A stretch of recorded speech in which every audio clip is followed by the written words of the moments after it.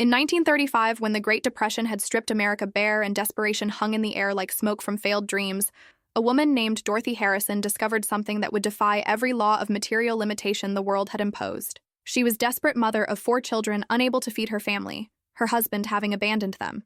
The world told her she was finished. Every door had closed. Every option had been exhausted. But Dorothy Harrison was about to encounter a spiritual principle so powerful, so absolute in its operation, that within a time frame that astounded everyone who knew her circumstances, received an unexpected job offer, paying triple her husband's previous salary within 1 week. This is not a fairy tale. This is documented history. And the principle Dorothy Harrison learned is exactly what we're exploring in Fire Money If It Doesn't Serve You. Hire New Abundance. Florence Scovel Shinn. Florence Scovel Shinn sat across from desperate people every single day during those Depression years. And what she taught them wasn't positive thinking or wishful hoping or trying to stay optimistic despite impossible circumstances. She taught them spiritual law, and that law operated then exactly as it operates now, as reliably as gravity, as certain as mathematics, as absolute as the rising sun. Dorothy Harrison had done everything the material world suggested. She had worked harder than anyone around her. She had sacrificed everything she had. She had prayed desperately, begged God for relief, pleaded with the universe for mercy. And yet the more she struggled, the deeper into devastation she sank.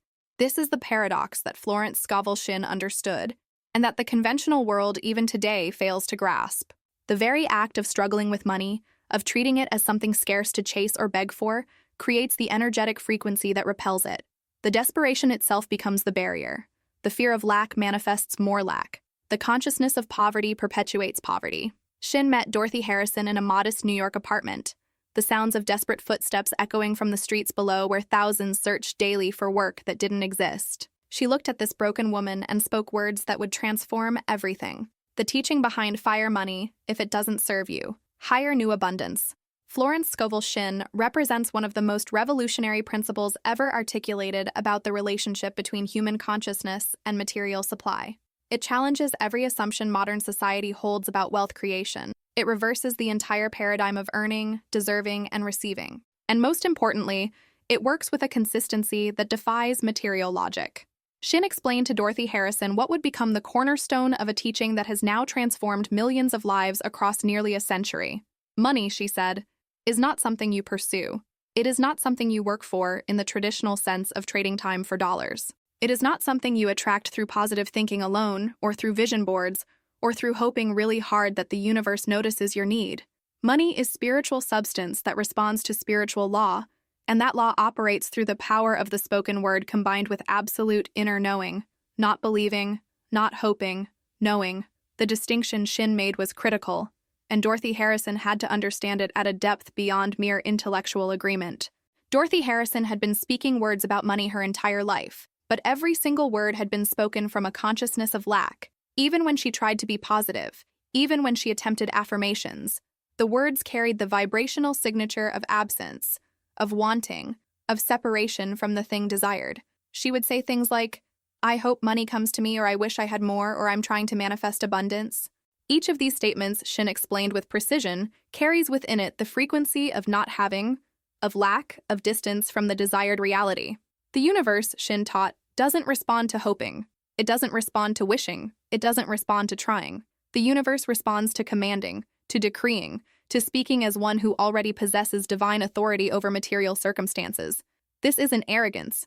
This isn't presumption. This is understanding your spiritual identity as an heir to infinite supply, as a focal point through which divine substance takes form, as a creative being whose word carries the same power that brought worlds into existence. Florence Scovel Shinn gave Dorothy Harrison a specific decree, not as a magic spell, not as a wishful affirmation, not as something to repeat mindlessly hoping it might work. She gave her a statement of spiritual law that Dorothy Harrison was to speak with the full force of her inner authority. The decree was this: the infinite supply is mine to draw from. The instruction was precise and non-negotiable. Dorothy Harrison was to stand before a mirror twice daily, morning and night. She was to look herself directly in the eyes. She was to speak these words not with desperation, but with the calm certainty of a judge pronouncing a verdict that cannot be appealed. She was to feel in her body, in her bones, in her blood, the truth of divine supply already flowing to her. And then, critically, she was to release all anxiety about how or when it would manifest. This last instruction proved the most difficult. Dorothy Harrison wanted to know when the money would come. She wanted to know how it would appear. She wanted to figure out the logical steps from her current devastation to future abundance. But Shinn was adamant on this point, almost fierce in her insistence. The moment you try to figure out how, she explained, you've stepped back into material consciousness. You've limited infinite intelligence to your finite understanding. You've blocked the very channels through which miracles flow. Your job is to speak the word with authority and then get out of the way. Trust the law. Trust the process. Trust that divine intelligence knows 1,000 paths you cannot see. What happened next became one of dozens of documented cases Shinn recorded during those Depression years. Cases she would later publish, cases that investigators tried unsuccessfully to explain through material causation alone. Within the time frame of her decree practice, received an unexpected job offer paying triple her husband's previous salary within 1 week. But this wasn't the remarkable part. The remarkable part was how it happened. A department store owner overheard her speaking affirmations and offered her a management position. When people tried to trace the chain of events through purely logical causation, they found themselves unable to construct a coherent explanation. The help came through channels that seemed impossible given her circumstances. The timing defied probability. The people involved had no prior connection that anyone could discover through normal investigation. This, Shinn explained to those who would listen, is manifestation under grace in perfect ways. The universe found paths that human logic could never have predicted, orchestrated, or controlled. Dorothy Harrison's transformation was not an isolated incident, and this is where the teaching becomes even more compelling, even more undeniable to those willing to examine the evidence. In 1933, another woman named Margaret Sullivan found herself lost everything in the stock market crash. Her family's 3-generation wealth vanished overnight. Margaret Sullivan had heard about Shinn's work through a friend who had witnessed Dorothy Harrison's transformation and couldn't stop talking about what seemed impossible. She applied the same principle with the same unwavering commitment, speaking her decree day after day, regardless of what her material circumstances showed. Her decree was, "Money comes to me under grace in perfect ways." She spoke it in the morning before her feet touched the floor. She spoke it at night before closing her eyes. She spoke it when fear arose, screaming in her mind. She spoke it when circumstances appeared to worsen rather than improve. She spoke it when her rational mind said nothing was changing and this was foolish. And within a time frame that left everyone who knew her situation speechless, manifested a thriving dressmaking business within 60 days that surpassed her previous wealth. Again, investigators and skeptics tried to find normal explanations for what appeared to be miraculous intervention. Wealthy clients began appearing as if guided by invisible hands, each one bringing referrals. How did this happen? Through what mechanism did a woman in desperate poverty speaking words in her bedroom cause material circumstances potentially thousands of miles away to shift in her favor? Material science has no answer. Economics has no explanation. Probability mathematics suggests it shouldn't happen. But spiritual law, as Shinn taught it, provides complete understanding. Your word, spoken with inner authority from a consciousness of already possessing divine inheritance, sets forces into motion that transcend physical limitation. It activates what Shinn called the superconscious mind, what others have called divine intelligence, what quantum physics now hints at as the field of infinite possibility that responds to focused consciousness. The pattern repeated itself again and again during those desperate Depression years, and it continues to repeat itself today for those who understand and apply the principle with the same faith and persistence those women demonstrated. Ruth Davidson in 1937 was single mother working 3 jobs barely surviving, her children wearing threadbare clothes. She learned the decree practice from someone who had learned it from someone who had witnessed these transformations firsthand. Her decree was, "My word is my wand. I command prosperity." She spoke it with absolute faith despite zero evidence in her material circumstances suggesting anything would change. In fact, for the first 2 weeks, her situation appeared to deteriorate further, testing her resolve, challenging her faith, demanding she choose between the evidence of her senses and the truth of spiritual law. She chose the law, and the result shocked everyone who knew her story. Promoted to executive secretary position with 10-fold salary increase within 21 days. Once again, her employer needed someone trustworthy to manage household affairs, and offered her a position that changed everything. Once again, the manifestation came through channels that defied logical explanation, but demonstrated with perfect consistency that spiritual law operates independent of material conditions, economic circumstances, or the beliefs of those who doubt it. These were not coincidences. They were not random lucky breaks in an unlucky time. They were not the universe playing favorites or rewarding some people while ignoring others. They were demonstrations of a law as reliable as gravity, Though operating on a plane of reality most people never access because they never learn the principle or they learn it intellectually, but fail to apply it with the inner conviction and persistent faith required for manifestation. The law is always operating. The question is whether you're operating it consciously through proper understanding or unconsciously through default patterns of lack consciousness that most people inherit from their culture and never examine or question. Florence Scovel Shinn's teaching. The foundation of what we're exploring in Fire Money if it doesn't serve you. Hire new abundance. Florence Scovel Shinn rests on several key principles that must be understood not just intellectually but viscerally, in the body, in the consciousness, in the very fabric of how you perceive reality and your relationship to material supply. The first principle is this, and it's so important that everything else builds upon it. Your word is not a request. Your word is not a suggestion to the universe. It is not a hope or a wish or a prayer in the conventional sense of asking a power outside yourself to maybe grant your desire if you're good enough or deserving enough, or if it fits into some divine plan you can't understand. Your word is a creative force that sets spiritual law into motion with the same certainty that flipping a switch sets electrical law into motion. When you truly understand this principle, when you grasp at a cellular level that your spoken word carries the same creative power that brought galaxies into existence, everything in your relationship with money and abundance changes fundamentally.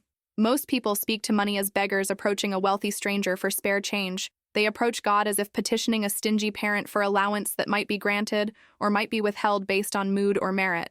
They affirm prosperity while secretly, deeply believing it might not come. Certainly not for them. Certainly not in time. Certainly not in the amount needed to solve their problems. This divided consciousness, this speaking one thing with the mouth while feeling another thing in the heart, this house divided against itself, as the ancient wisdom describes it, creates what spiritual teachers call mixed signals to the universe. The words say abundance and prosperity. The feeling underneath screams lack and fear and unworthiness.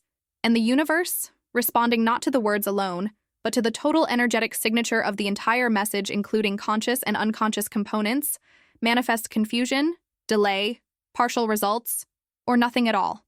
This is why Shinn was so insistent, almost fierce in her insistence, to the point that some students found her demanding, on the quality of consciousness from which you speak your decrees. She would tell her students, sometimes gently when they were receptive, sometimes with startling directness when they needed to be shaken from their mental laziness, you are not begging the universe for money as if you were unworthy and the universe might take pity on you. You are not hoping God will notice your need and maybe do something about it if he's not too busy with more important matters than your trivial financial concerns. You are commanding the substance of infinite supply to take form in your specific experience. This is your divine right as a child of the infinite. This is spiritual law that operates as impersonally and reliably as the law of gravity operates, regardless of who invokes it or whether they understand the physics. And when you speak from that place of inner authority, from that consciousness of already being an heir to infinite abundance rather than a beggar hoping for crumbs, from that knowing that divine supply is your natural inheritance rather than something you must earn or deserve, the material world must reorganize itself to match that inner reality. Must. Not might. Not maybe. Must. The second principle Shinn taught, and this principle is at the very heart of Fire Money if it doesn't serve you, hire new abundance. Florence Scovel Shinn, and essential to understanding why the teaching works when properly applied, is the reversal of the master-servant relationship most people unconsciously accept regarding money. In the conventional paradigm that dominates human consciousness and creates most of the suffering people experience around finances, humans serve money. They sacrifice their time for it, trading the irreplaceable hours of their lives for dollars. They sacrifice their health for it, destroying their bodies and minds in pursuit of financial security that always seems just out of reach no matter how much they accumulate. They sacrifice their relationships for it, choosing overtime and extra shifts over time with family and friends. They sacrifice their peace of mind for it, lying awake at night worrying about bills and debts and future security. They sacrifice their very souls for it, compromising their values and accepting situations that violate their integrity because they believe they have no choice. They must have the money. They allow money to dictate where they live, what work they do, what dreams they abandon, what compromises they make with their conscience. They treat money as the master, the boss, the authority that must be obeyed and pleased and served at all costs, regardless of what it requires of them. And this consciousness of servitude to money, this treating money as the power that controls their destiny, creates a prison that no amount of hard work can unlock, a trap that tightens the more they struggle. Shinn taught a radical reversal that most people found difficult to accept, because it contradicted everything they'd been taught about money and work and earning and deserving. Money, she insisted with absolute conviction, born of having witnessed the principle demonstrate itself hundreds of times, is your servant, not your master. Money is spiritual substance that exists to serve your divine purpose, to facilitate your growth, to support your contribution to the world, to make possible the work you came here to do.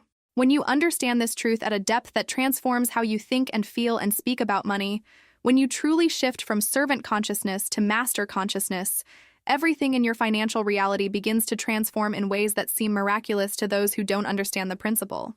This doesn't mean you become lazy or irresponsible or entitled.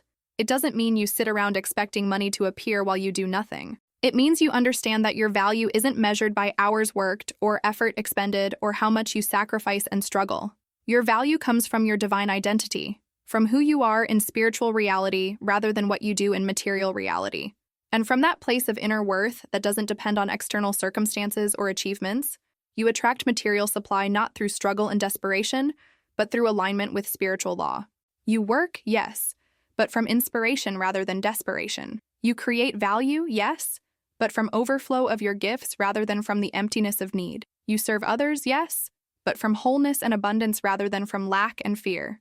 And money responds to this consciousness, to this energetic signature of confidence and inner authority, with an ease and flow that those trapped in servant mentality, those convinced they must struggle and sacrifice to be worthy of receiving, can never experience. The third principle underlying fire money if it doesn't serve you: hire new abundance. Florence Scovel Shinn, and essential to successful application of SHIN'S teaching, is what she called the law of non-resistance. This principle confuses many people initially because it seems counterintuitive to everything they've been taught about achieving goals and overcoming obstacles. Most people, when facing financial lack or any problem, resist it with every fiber of their being. They fight against it mentally and emotionally. They resent it and hate it and rail against the unfairness of it. They fear it and obsess about it and let it dominate their thoughts from morning until night. They talk about it constantly, reinforcing it through attention and emotional energy. And this resistance, this mental and emotional pushing against current circumstances, this fighting and hating and fearing what is, actually strengthens and perpetuates those very circumstances through a spiritual law that most people don't understand. What you resist persists. What you fight becomes your reality. What you fear you draw toward you through the very attention and energy you give it. Shinn taught her students, often meeting initial resistance because the teaching challenged everything they believed about solving problems, to stop resisting lack and start accepting the law of abundance. This is a subtle but crucial distinction that determines success or failure in applying the principle. Accepting the law of abundance doesn't mean accepting poverty as permanent or resigning yourself to financial limitation. It means accepting that you are currently in a temporary experience of lack, that this experience has no power except what you give it through resistance and fear, and that you are free at any moment to shift your consciousness to abundance and watch material reality shift in response to that inner change. She taught them to bless their current circumstances rather than curse them, to give thanks for whatever they had, no matter how little it seemed, and to speak their decrees from a place of peace rather than panic. Panic about money creates more circumstances to panic about. Peace creates the inner space for miracles to emerge and material conditions to rearrange themselves. The fourth principle, closely related to the law of non-resistance, is what Shinn called the law of substitution. She understood something about human consciousness that modern psychology would later confirm through research. Human minds cannot hold a vacuum. You cannot simply stop thinking about lack without replacing those thoughts with something else. The void will fill itself, usually with more thoughts of lack, because those are the established neural pathways, the mental habits of a lifetime. The key, the practice that makes all the difference between those who successfully transform their financial reality and those who try the teaching and conclude it doesn't work, is to substitute thoughts and words of abundance for every thought and word of lack the very moment they arise. When fear whispers there's not enough, you immediately speak your decree of divine supply. When worry says, "How will I pay this bill?" you immediately affirm that all your needs are met under grace in perfect ways. When doubt says this isn't working, nothing is changing, you immediately declare that spiritual law is always working regardless of current appearances and your good is already on its way. This substitution must become automatic, immediate, non-negotiable, a reflexive response that doesn't require conscious decision. It's a discipline, Shinn readily admitted, especially in the early stages of practice, when old patterns of lack consciousness have deep grooves in your mental habits. and the new patterns feel forced and unnatural. But as you practice this substitution consistently, catching every thought of lack and immediately replacing it with a thought of abundance, catching every word of fear and immediately substituting a word of faith, the grooves of abundance consciousness deepen. The neural pathways strengthen, the new patterns become natural, and eventually, speaking from abundance becomes as automatic as breathing, as natural as your heartbeat. This is when manifestation accelerates dramatically. This is when what seemed like miracles requiring tremendous effort become your normal experience with no sense of struggle. This is when you've truly shifted from lack consciousness to prosperity consciousness. The fifth principle, demonstrated clearly in the lives of Dorothy Harrison, Margaret Sullivan, and Ruth Davidson, is faithful persistence despite zero evidence. Every one of these women spoke their decrees day after day when nothing in their material circumstances had changed or in some cases had actually worsened. Bills still came due, deadlines still approached, creditors still demanded payment, hunger still gnawed, pressure still mounted from every direction. And through it all, they kept speaking their decrees. They kept affirming abundance. They kept decreeing prosperity. They kept maintaining the consciousness that their word was law and divine supply was already flowing to them despite what their physical senses reported. This persistence in the face of contrary evidence, this faith that continues when sight provides no confirmation, this is where most people fail in applying SHINN'S teaching, and where the ones who succeed distinguish themselves. People speak their affirmations for a few days, maybe a week if they're particularly determined, and when nothing immediately changes in their bank account or bill situation, they conclude the teaching doesn't work or doesn't work for them or isn't as powerful as advertised. They go back to worrying, to struggling, to speaking from lack and fear. They don't understand what SHINN taught clearly and repeatedly. There's a gestation period in manifestation just as there's a gestation period in physical birth. You don't plant a seed today and dig it up tomorrow to see if it's growing. You trust the process that's invisible to your eyes but absolutely reliable in its operation. You keep watering the seed. You keep providing the right conditions of sunlight and soil. And in proper time, according to laws you may not fully understand but can absolutely rely upon because they never fail, the seed breaks through the soil and becomes the plant you intended when you planted it. SHINN taught that the moment you speak your decree with genuine inner authority, the seed is planted in the invisible realm where all manifestation originates. Spiritual forces are set in motion. Divine intelligence begins the work of orchestrating circumstances, connecting people, arranging events, opening channels through which your spoken word can take material form.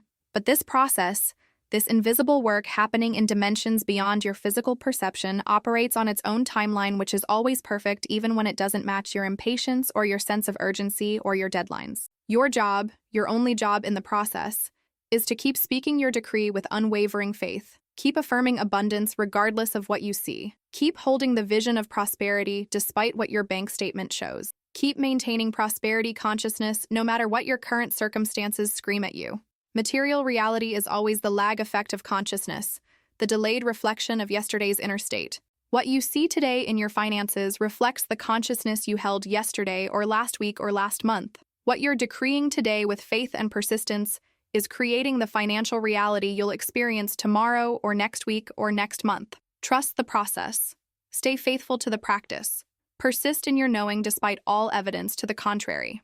The sixth principle is what SHINN called divine timing, and understanding this principle prevents the frustration and premature abandonment of the practice that derails so many people. People want their manifestations to arrive according to their personal deadlines, their preferences, their sense of when they need the money. But divine intelligence, operating with access to information and perspective beyond human comprehension, sees the bigger picture that includes factors you can't perceive. Sometimes a manifestation is delayed not because the law isn't working or because you're doing something wrong, but because the timing isn't aligned yet, because other pieces need to fall into place first, because you're being prepared for something bigger and better than you originally asked for, because the universe is orchestrating a result that will serve you more fully than your limited understanding could envision. Consider Margaret Sullivan's story again with this principle in mind. She thought she needed $200 to pay her immediate bills and prevent eviction.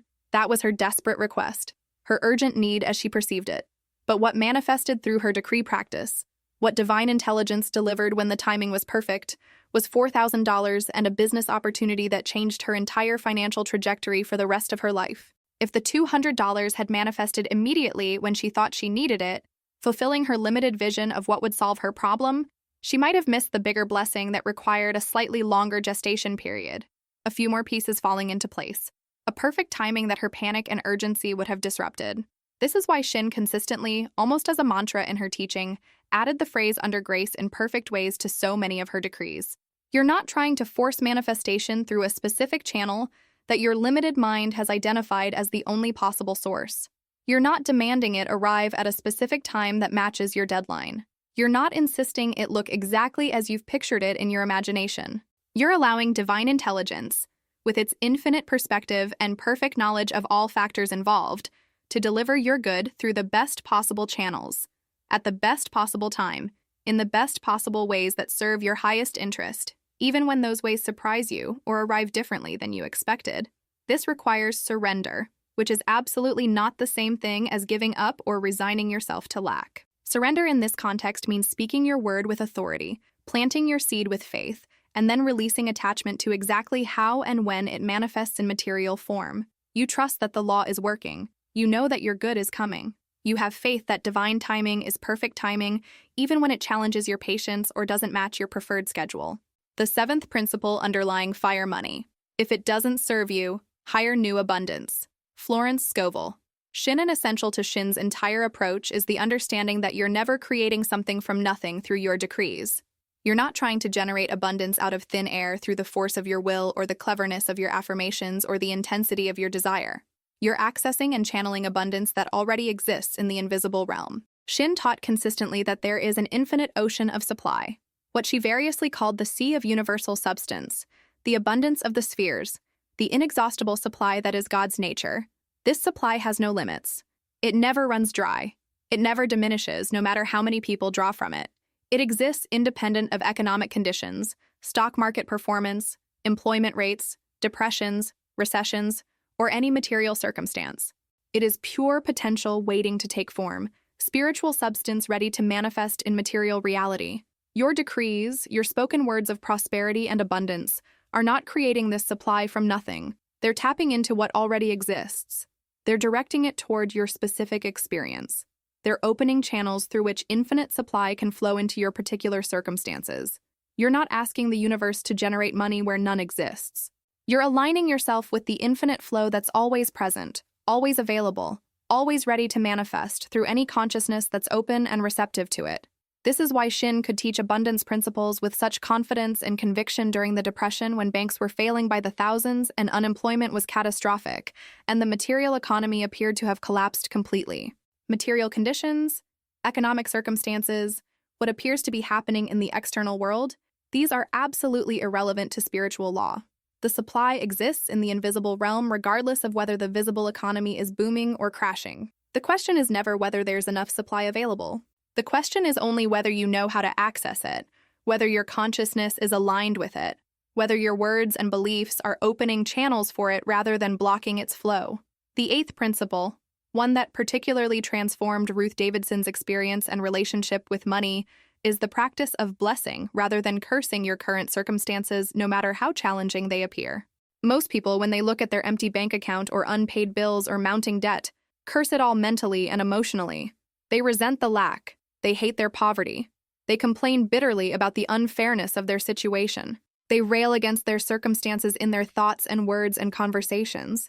And every single word of cursing, every emotion of resentment, every thought of bitterness and anger and despair acts like fertilizer on the very lack they're trying to escape. It feeds the condition they want to eliminate. It strengthens through attention and energy the exact reality they want to transcend.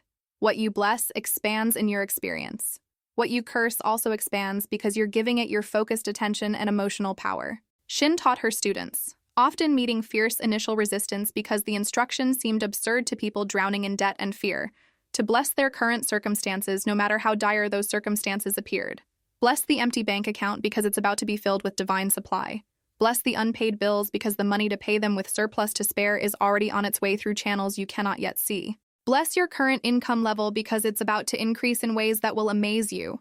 Bless the appearance of lack because it's teaching you to rely on spiritual supply rather than material conditions, to trust divine law rather than economic circumstances, to know your worth comes from who you are rather than what you have. This practice of blessing, of speaking words of gratitude and appreciation, even when everything visible argues against gratitude, short-circuits the normal human reaction of resistance and resentment.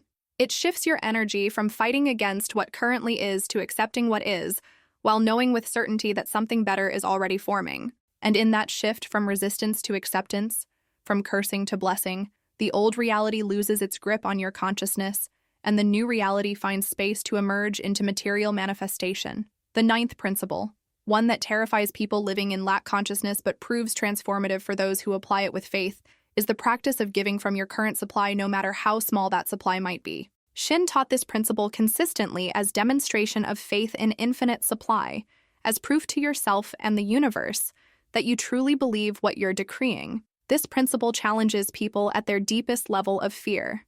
They think, often with panic in their voice when the instruction is given, I can't give anything away when I barely have enough for myself and my family.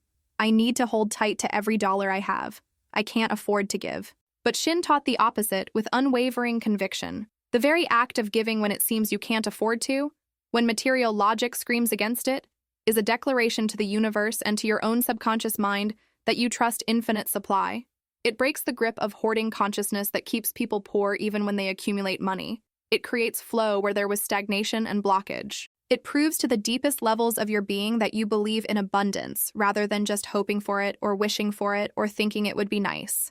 Remember Dorothy Harrison's story at this point. She gave away her last dollar to a woman she met on the street who appeared even more desperate than herself. This action, this giving when she had almost nothing, demonstrated to the universe and to her own subconscious that Dorothy Harrison truly believed her decree that all that was hers by divine right was now coming to her. If she truly believed infinite supply was flowing to her, if she genuinely knew more was already on its way, she could afford to give away that last dollar knowing with certainty that more was already manifesting. And within hours of that gift, witnesses reported, the first door to her transformation opened. Was this coincidence? People who don't understand spiritual law will say yes, will attribute it to chance. People who do understand spiritual law know better. The giving triggered the receiving. The demonstration of faith activated the law more powerfully. The act of trusting infinite supply with action rather than just words opened channels that words alone had not yet opened. The 10th and final principle, the one that brings us full circle to the very heart of what fire money if it doesn't serve you, higher new abundance. Florence Scovel Shinn is teaching is the understanding that prosperity is fundamentally not about money at all. It's about consciousness. It's about identity. It's about understanding who you are in spiritual reality rather than material appearance. When you truly grasp, not just intellectually but at the level of lived experience and unshakable knowing, that you are not a limited physical being trying to scrape together enough money to survive in a harsh and scarcity-based world, when you understand that you are a spiritual being with inherent access to infinite supply as your divine birthright, when you know at a cellular level that abundance is your natural state, and lack is merely an illusion created by false identification with material limitation and separation from source, everything shifts fundamentally and permanently. This shift in consciousness, this transformation of identity from limited physical being to unlimited spiritual being, doesn't happen overnight for most people. It didn't happen overnight for Dorothy Harrison or Margaret Sullivan or Ruth Davidson. They had to work at it, practice daily, persist through doubt and fear and contrary evidence. But it did happen, through daily disciplined practice of their decrees, through faithful persistence despite circumstances, through consistent substitution of abundance thoughts for lack thoughts every single time, through blessing rather than cursing their current reality, through giving rather than hoarding even from poverty, through surrender to divine timing rather than forcing their preferred timeline, through trust in spiritual law rather than dependence on material conditions. And as the shift in consciousness deepened day by day, as the new identity took root and the old identity lost its grip, material reality reflected that shift with increasing precision and speed until the manifestations became undeniable, even to skeptics. This is what fire money if it doesn't serve you, higher new abundance. Florence Scovel Shinn is ultimately teaching. Not just techniques to manifest money, though the techniques absolutely work when applied correctly with proper understanding. Not just affirmations to repeat mechanically, though the decrees carry tremendous power when spoken from the right consciousness. Not just inspirational stories of Depression-era miracles, though those stories prove beyond doubt the reliability of spiritual law operating across all economic conditions and time periods. This teaching is fundamentally about transformation of your entire relationship with money, with supply, with abundance, with your own divine identity and inherent worth. It's about moving from the consciousness of a beggar, hoping for mercy, to the consciousness of an heir claiming their inheritance. From servant of money to master who commands money to serve divine purpose. From victim of circumstances beyond your control to conscious creator of reality through the power of your spoken word, aligned with unchanging spiritual law. The women whose stories we've examined in depth didn't just receive temporary financial relief that solved their immediate crisis. They received something far more valuable and permanent. They received proof that they were not helpless victims of economic forces beyond their control. They discovered that regardless of what was happening in the world around them, in the stock market, in the banking system, in the employment situation, they had access to a supply that transcends all material conditions. They learned that their words, when spoken with inner authority and backed by unwavering faith and persistent practice, set forces into motion that material science cannot explain, but spiritual law absolutely guarantees. And in that discovery, they found not just financial relief, but spiritual liberation from fear, from limitation, from the prison of lack consciousness that had defined their entire previous existence. This same liberation, this same transformation, this same access to infinite supply through spiritual law is available to you right now in this moment, not because you're special or chosen or more deserving than others, not because you have some unique gift or talent, but because spiritual law is completely impartial. It works for anyone who understands it correctly and applies it faithfully. You don't have to be religious in any traditional sense. You don't have to believe in God according to any particular theology. You do have to understand and accept that there are laws governing the relationship between consciousness and material reality, that these laws are as reliable and predictable as physical laws like gravity, and that your word, your spoken decree, when originating from a consciousness of inner authority and abundance rather than begging and lack, activates these laws in your favor with absolute certainty. Start exactly where Dorothy Harrison started on that desperate day when she had $3 and an eviction notice. Choose a decree that resonates with your spirit. Speak it twice daily, morning and night, with as much conviction and inner authority as you can muster in this moment. Don't worry if you don't fully believe it at first. Don't be concerned if doubt arises. Faith grows through practice. Conviction deepens through repetition. As you speak your decree consistently day after day, as you begin to catch yourself in thoughts and words of lack and immediately substitute thoughts and words of abundance, as you practice blessing your current circumstances while knowing with certainty that better is already forming, as you give from whatever you have as demonstration of your faith in infinite supply, you will begin to notice shifts in your experience. Small at first, perhaps. An unexpected check arriving. A bill mysteriously reduced or forgiven. An opportunity appearing from an unlikely source. A gift from someone you barely know. Money found. Debt canceled. Income increase through means you didn't orchestrate. These small shifts, these initial manifestations, are the universe confirming that you're on the right track. They're evidence that the law is responding to your new consciousness. Don't dismiss them as mere coincidence or luck or random chance. Receive them with deep gratitude as confirmation that spiritual law is working in your experience. Let them strengthen your faith. Let them deepen your conviction. Let them fuel your persistence in the practice even when bigger challenges remain. And as you continue the practice with increasing faith and deepening conviction, the shifts accelerate. The manifestations increase in size and frequency. What seemed miraculous at first becomes normal and expected. What appeared impossible becomes routine. Not because you're controlling the universe through willpower or manipulating reality through clever techniques, but because you've aligned yourself with laws that were always operating, but that you're now operating consciously, deliberately, with understanding and faith. This is the promise embedded in every word of Fire Money if it doesn't serve you. Hire new abundance. Florence Scovel Shinn. This is what Florence Scovel Shinn proved through hundreds of meticulously documented cases during one of the darkest economic periods in modern history. This is what Dorothy Harrison, Margaret Sullivan, Ruth Davidson, and countless others demonstrated through their transformations that witnesses could not explain through normal causation. And this is what awaits your experience when you move from intellectual understanding to committed daily practice. From dabbling in affirmations as an interesting experiment to decreeing with authority as a way of life. From hoping the universe might help you if you're lucky to knowing with absolute certainty that divine supply is your birthright. And your spoken word aligned with spiritual law is the key that unlocks it. The Great Depression eventually ended. Economic conditions improved. But the women who learned these principles during that dark time never returned to financial struggle because they had learned something that transcends economic cycles and market conditions. They had learned to access a supply that exists independent of material circumstances. They had learned that consciousness creates reality, that their word is their wand, that they are not victims but creators, not beggars but heirs, not servants of money but masters who command money to serve their highest purpose and the greatest good of all.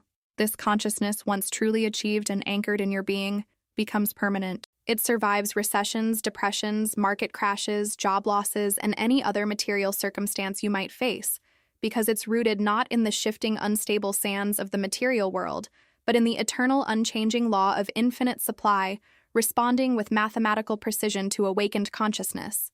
Take what you've learned here not as interesting information to file away, but as a practical blueprint for total transformation. Apply it with the same dedication and faith those Depression-era women applied it when their very survival depended on it. Speak your decree with the same unwavering conviction despite contrary appearances. Persist with the same determination through doubt and delay. Bless your current circumstances with the same grace and wisdom. Give from your current supply with the same trust in infinite abundance.